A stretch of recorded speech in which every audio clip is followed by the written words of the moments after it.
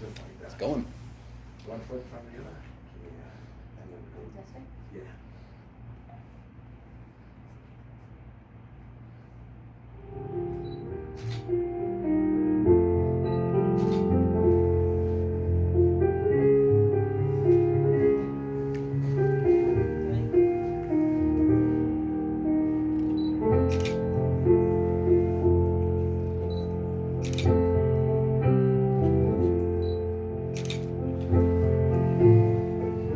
Go ahead and take Frank's arm. There you go.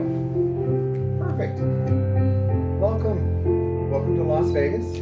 Welcome to our chapel. And welcome to the most important day in your lives.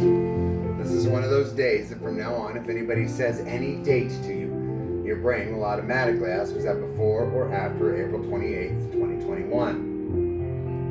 April 28th.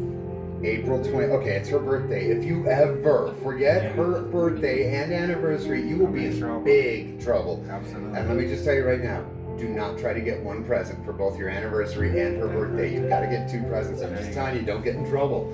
All right, so the first thing I'm going to do is I'm going to ask you, Frank, do you take Sidani to be your lawfully wedded wife, to have, to hold, and to cherish from this day forward in sickness and in health, for rich, for poor, for better or for worse? And Sidani, do you take Frank to be your lawfully wedded husband, to have, to hold, and to cherish from this day forward in sickness and in health, for rich, for poor, for better or for worse? I Good. If you'd said no, I don't know what I would have done. So I'll have you turn and face each other. And Frank, if you would look Sidani in the eyes and repeat after me. Sidani, on this day, Sidani, on this day, I commit myself to you I commit myself to you as your husband, as your husband, your love, your love, and your very best friend. and your very best friend.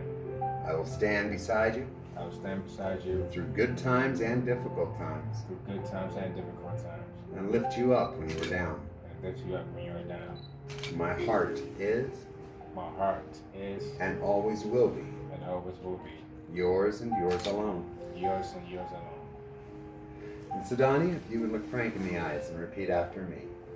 Frank, on this day, Frank, on this day, I commit myself to you I commit myself to you as your wife, as your wife, your love, your love, and your very best friend. and your very best friend.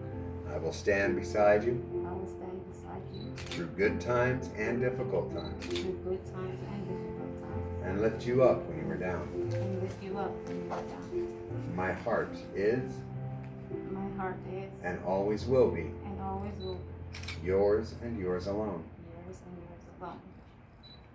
Now, before I say those magic words, it is traditional that a minister will pass on advice to his newlyweds, because believe it or not, the two of you are actually starting a brand new journey. It may seem that, okay, we've been together all this time, now we're going to sign some papers, and tomorrow's going to be like it was yesterday.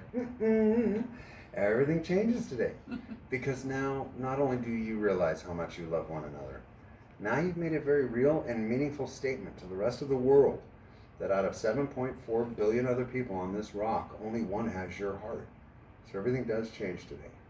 Now, the advice that I pass on to my couples isn't from me.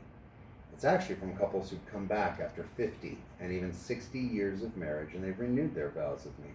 And every time I have an older couple like that, I ask them, what's the secret? Obviously, they've figured it out. So what's the trick? How do you stay a happily married couple? Their number one answer, almost without exception, is the same. Lots of alcohol. That's just what they say. It's not important. If I were to take all the advice they've given me over the years, it all comes down to something that's very, very simple.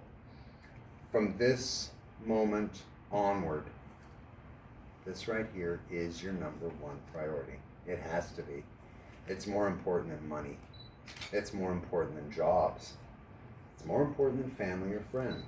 And there's a logical reason behind it. You have very little control over those other things. You'll have money. You'll lose money. You'll make more money. Trust me, I live in Vegas. I know this. But if there's one thing last year taught us, it's how very little control we have over most things in our lives. A virus comes in, we lose our jobs like that through no fault of our own. Out in California, folks were looking up on hillsides, watching their houses go up in smoke, and there was nothing they could do but stand there and watch. In fact, last year there were fires all over this country. Last year was a huge lesson in humility, and it was a huge lesson in how little control we have over most things in our lives.